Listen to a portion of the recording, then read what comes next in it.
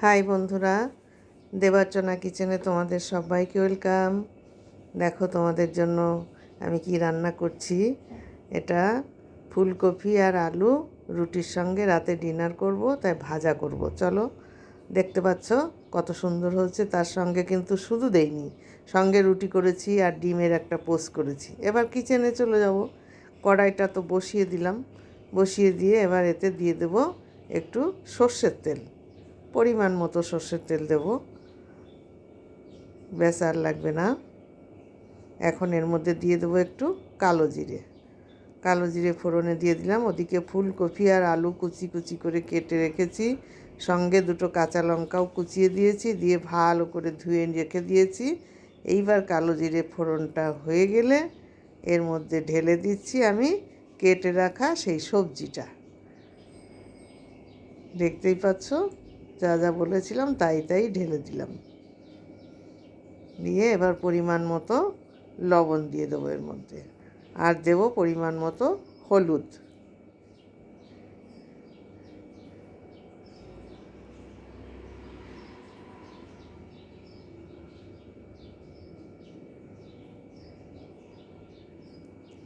আর সামান্য পরিমাণে একটু মিষ্টি দিয়ে দেবো তরকারির মানে পাঞ্চা ভাবটা কাটানোর জন্যে।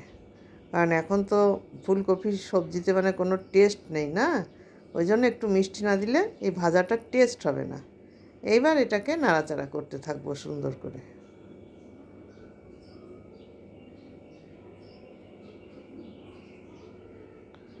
এখন কপিগুলোও সিদ্ধ হতে চায় না, আলুগুলোও সিদ্ধ হতে চায় না। আগে ভাজতে ভাজতে কি সুন্দর নরম হয়ে যেত। এখন কী যে কপির সব ডাঁটা, তাও তো ফেলেই দিই, ডাঁটা কিছুই নেই না। যাই হোক, ভাজাটা সুন্দর করে না করলে রুটির সঙ্গে টেস্ট লাগবে না। এবার আমি এর মধ্যে একটু জল দিয়ে দেবো, দিয়ে ঢাকা দিয়ে দেবো। এই যে থালার পরে জল, অল্প করে জল দিয়ে ঢেকে দিলাম, যাতে ওই সবজিগুলো নরম হয়ে যায়। ভালো করে একটু সিদ্ধ হতে দিলাম।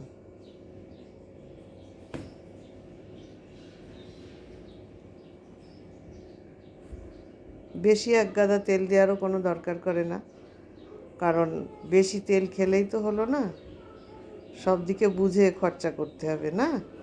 ওই জন্য রান্নাটাও সেইভাবে করে দিচ্ছি, অথচ টেস্ট হবে, কিন্তু তেল বেশি দেয়নি।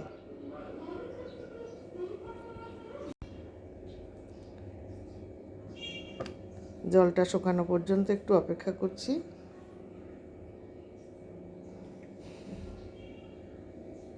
জলটা শুকিয়ে গেলে তারপরে ঢাকাটা খুলে দেখব।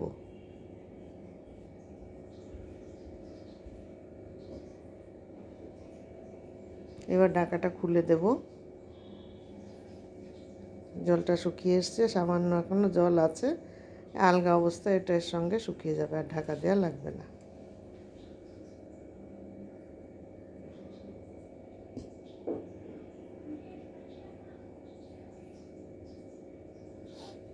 এর সঙ্গে শীতকালে মটরশুঁটি দিলে ভালো লাগে, বিনস, গাজর সব কিছু দিয়ে ভাজা করো বা তরকারি করো, খেতে সুন্দর লাগবে।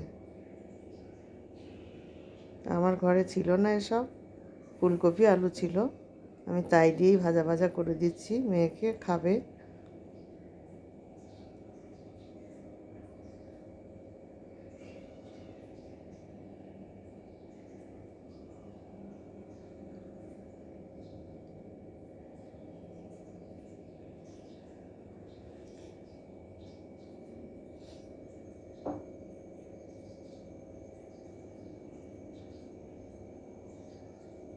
দেখো জলটা শুকিয়ে এসছে। এবার আমাকে একটু ঘন ঘন নাড়াচাড়া করতে হবে, নইলে তাও তলায় একটু লাগবে তো অবশ্যই।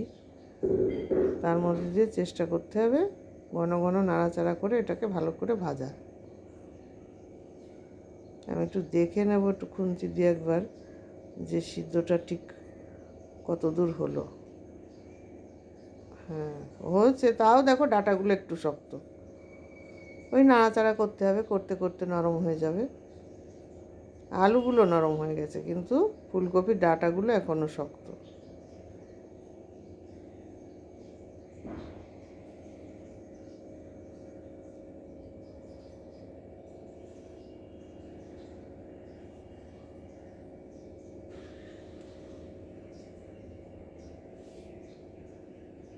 এর মধ্যে একটু এলাচ গুঁড়ো করে দিলেও পারো, নামানোর আগে একটু ধনেপাতা কুচি দিলেও পারো, কিন্তু সোনা খাবে না কোনোটাই, বলছে না সব কিচ্ছু দেবে না, শুধু এমনি ভেজে দাও।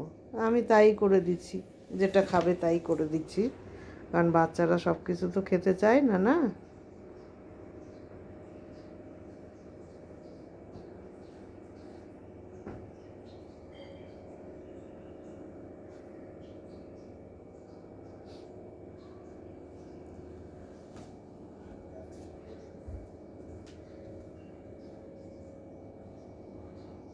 আবার একটু নাড়াচাড়া করে দেব।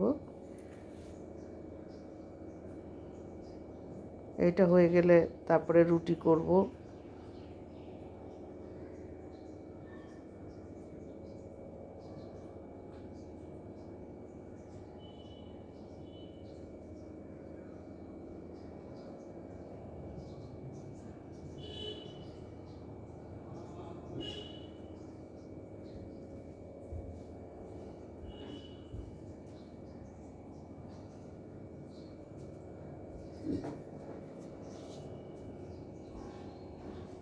প্রায় ভাজাটা হয়ে এসছে আমার।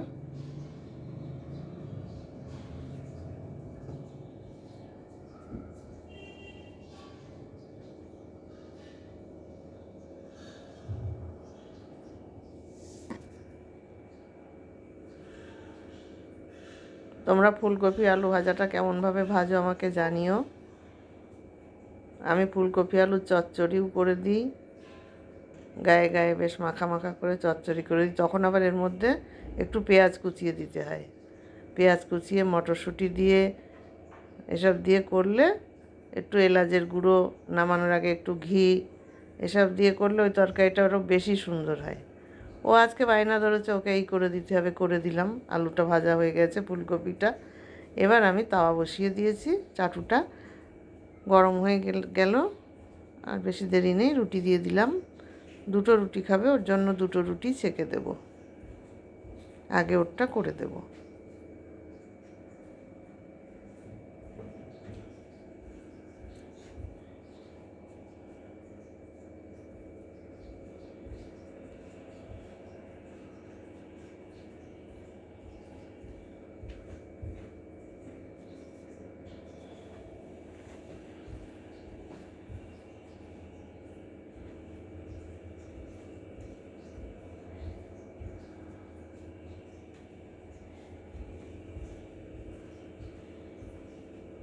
দেখতে পাচ্ছ কত সুন্দর আমার রুটিটা ফুলেছে, একদম লুচির মতো হয়ে।